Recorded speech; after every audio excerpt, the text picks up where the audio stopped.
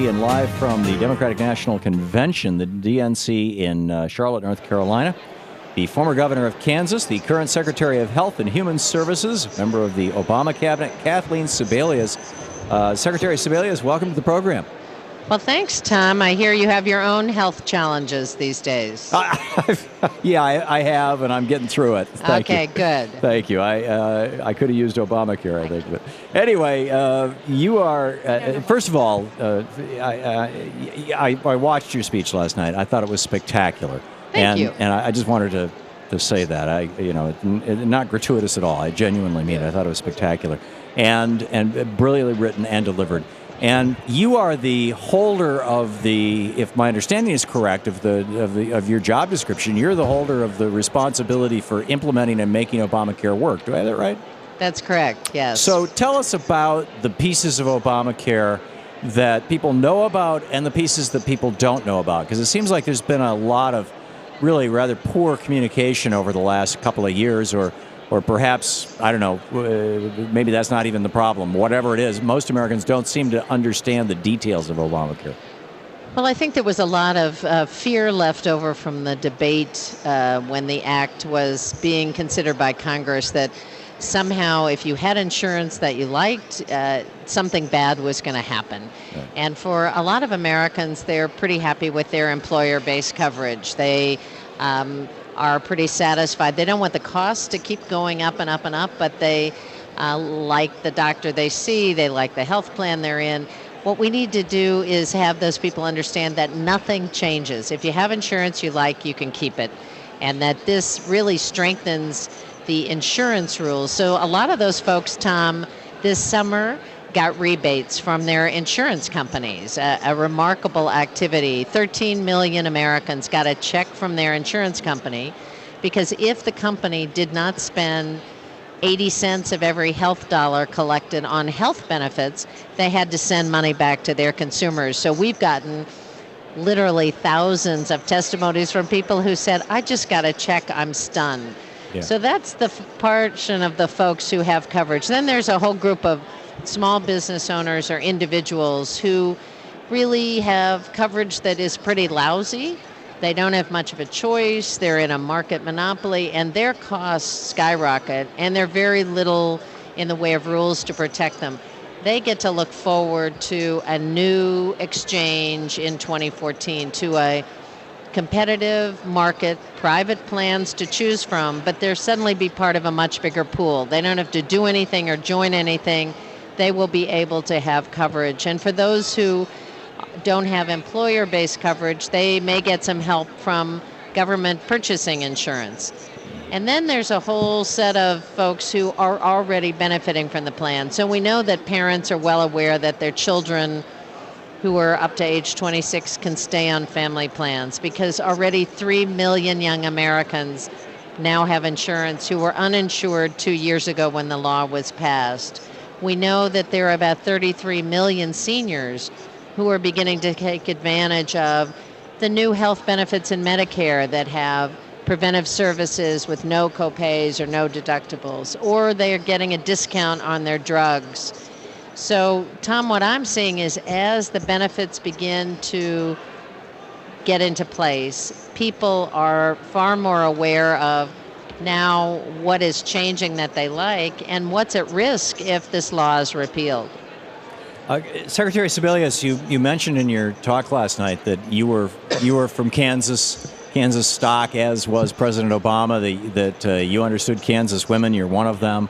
I'm curious your thoughts on the title of Thomas Frank's book, What's the Matter with Kansas? Why is it that so frequently we find middle-class people voting against their best interests? Why were there all these people who were not people, they were not the billionaire, millionaire class at the RNC, so many of the delegates, they were just average people who were standing up and cheering the doing away with Obamacare, for example, and going back to a system where your health insurance company, well, as that young woman who spoke last night about her daughter with the heart the heart operations, where your insurance company could simply tell you that, hey, yeah, you've been paying in for 25 years, but tough luck. Well, I think we are still dealing with fundamental big change in this country. And this debate has been underway in America for almost 70 years. Republican presidents and Democratic presidents have put forward health plans. Never before in the history of the United States has a comprehensive plan been passed that affects really the entire under 65 population.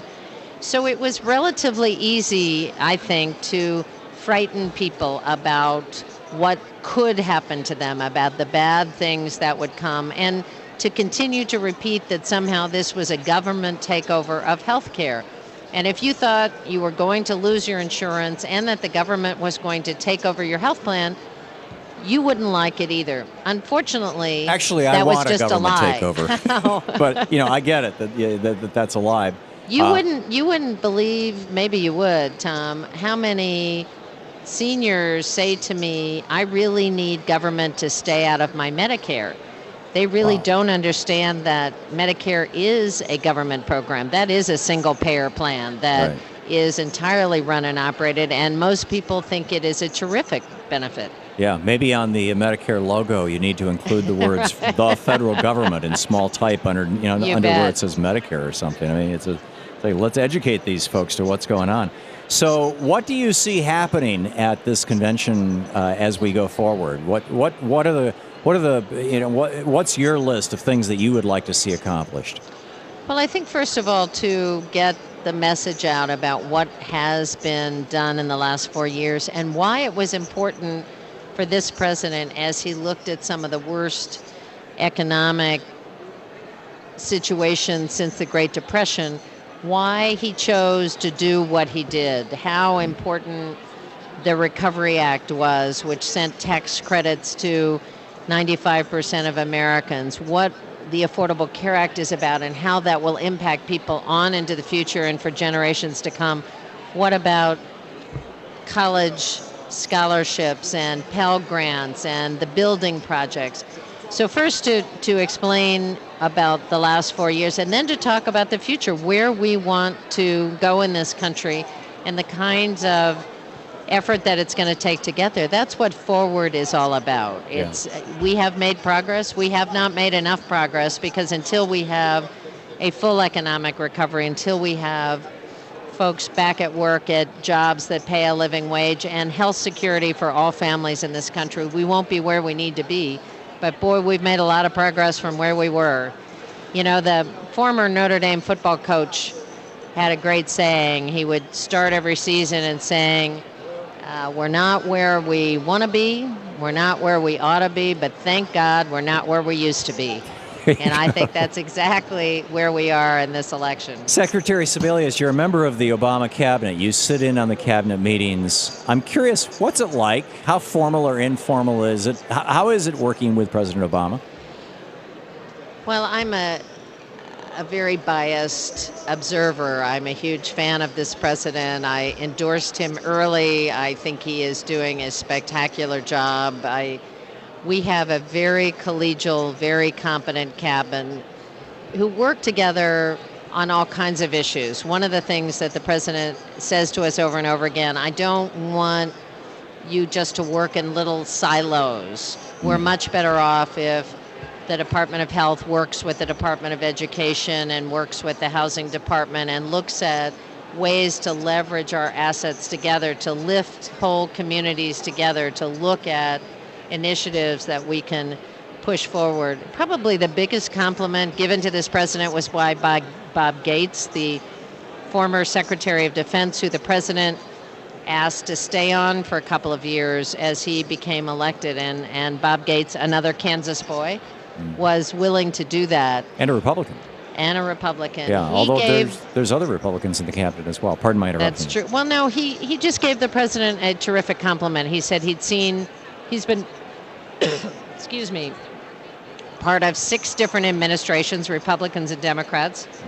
He had never seen a cabinet that was more collegial, more competent, and more together as a team, and said, Mr. President, this is all about you. You chose this, you lead this group. This is a remarkable way to operate a cabinet, and he'd seen a lot. So that was very meaningful to me to have that kind of perspective. Does this president solicit a lot of feedback and advice from his cabinet, or is he more directing people in how to go? No, I think he's very open to discussions and ideas, and he was certainly, as we were negotiating and debating the Affordable Care Act, this was a very hands-on effort where he was at the table, sleeves rolled up, talking about various kinds of policy choices, talking about ways to interact with the legislature. He's done that around economic policy. He certainly does that routinely around international policy. And he wants the experts there with him at the table to advise him and inform him at every step along the way. That's marvelous. Former governor of Kansas, currently the Secretary of Health and Human Services, Secretary Kathleen Sebelius. Thank you so much for being with us today. Sure. Thanks for visiting with me. Thank you, Secretary Sebelius. Bye-bye.